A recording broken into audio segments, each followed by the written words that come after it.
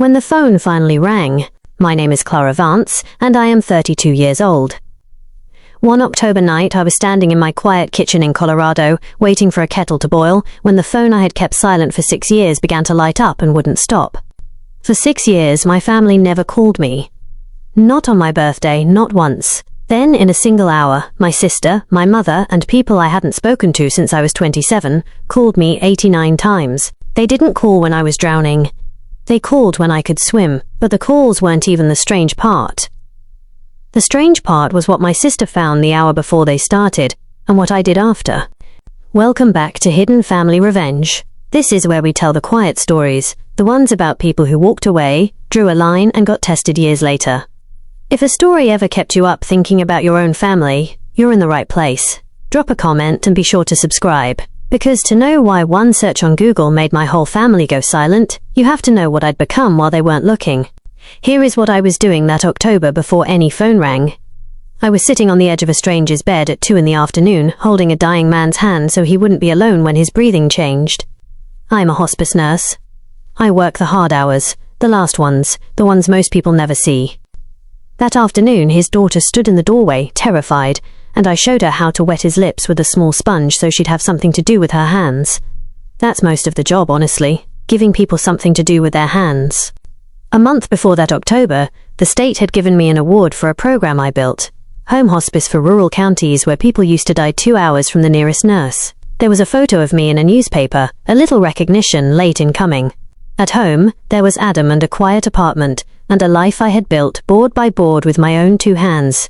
I had made myself in 6 years into the person families lean on when the worst thing is happening. I was good at it. I let strangers lean their whole weight on me, and I never once buckled. I just never let it be my own family again. That was the one rule I thought I'd earned the right to keep. That October, someone was about to test it. 6 years is a long time to hear nothing. When you go no contact, people imagine a fight, a slammed door, a scene. Mine wasn't like that. Mine was silence. And silence is worse, because it has no edges you can push against. I sent no cards. They sent none back.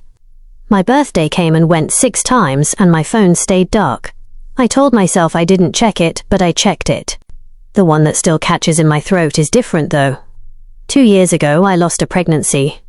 My first.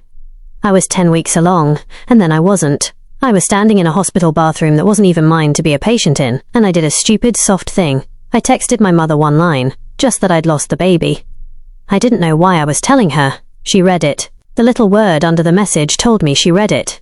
She never wrote back. Not that day, not that month, not ever. That's when I finally understood the silence wasn't an accident. It was the message. It said, "You left, so you don't get to be one of us when it hurts." After that, I stopped hoping. I want you to hear that clearly, because it matters for what comes later. By that October, I was not a woman waiting by the phone for her family to love her. I was done. I had grieved them like you grieve the living, which is the loneliest grief there is, and that is exactly the state I was in when the screen lit up. To understand why I left, you'd have to sit at our kitchen table when I was a kid. My father, Wade, was an electrician with hands like tool leather, a man who believed feelings were a luxury for people who hadn't worked a real day. My mother, Marlene, kept the peace by keeping score. And me? I was the one who could handle things. That was my label, not the pretty one, not the smart one, the one who could handle it. I paid the light bill at 16 with money from bagging groceries because the disconnection notice came and nobody else would look at it.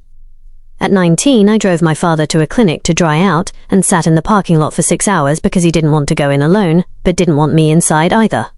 When the transmission died, I found the money. When Grandma fell, I made the calls. My sister, Carlene, 3 years older, got to just be a person in that house. She was allowed to be tired, to be moody, to need things. I was the one things were needed from. And here's the part that took me years of therapy to say out loud without flinching. I liked it. I was proud of being the one who could handle it, because being useful was the only currency that ever bought me a kind word in that house. Love came with a job description, and the job was mine. Nobody ever sat me down and said it. They didn't have to. I learned it the way you learn a language before you even know it's a language. Which is why, when I finally couldn't do the job anymore, it felt less like leaving a family and more like quitting a position no one would let me resign from. The thing that finally broke it was a loan. 6 years ago, my father lost his union job when the shop closed, and the family plan, arrived at without me in the room, was that I would co-sign a large loan against the house and defer my nursing program a year to move home and manage things. Manage. Always that word. I was 27. I had clawed my way into that program off 2 jobs and a scholarship, and it was the first thing in my life that was only mine. I said no. I said it quietly in that same kitchen, and I remember the exact temperature of the silence that followed. My mother cried. My father didn't look at me. And Carleen said the thing that told me everything. After everything this family did for you, as if I'd been a charity case and not the one holding the roof up since 16. Within a week, the story had set like concrete. Faye is selfish. Faye thinks she's better than us. Faye abandoned her aging parents to go play nurse. I didn't fight the story. That's the part people don't understand. I could have argued, sent long messages, tried to make them see me. I'd tried that my whole life. Instead, I did the one thing that had never been allowed. I left, and I did it without drama, and I stayed gone. No door slammed.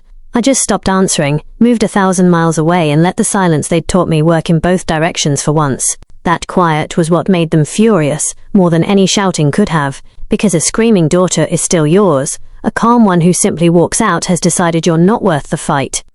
I decided that at 27. It took me until this October to find out if I still believed it.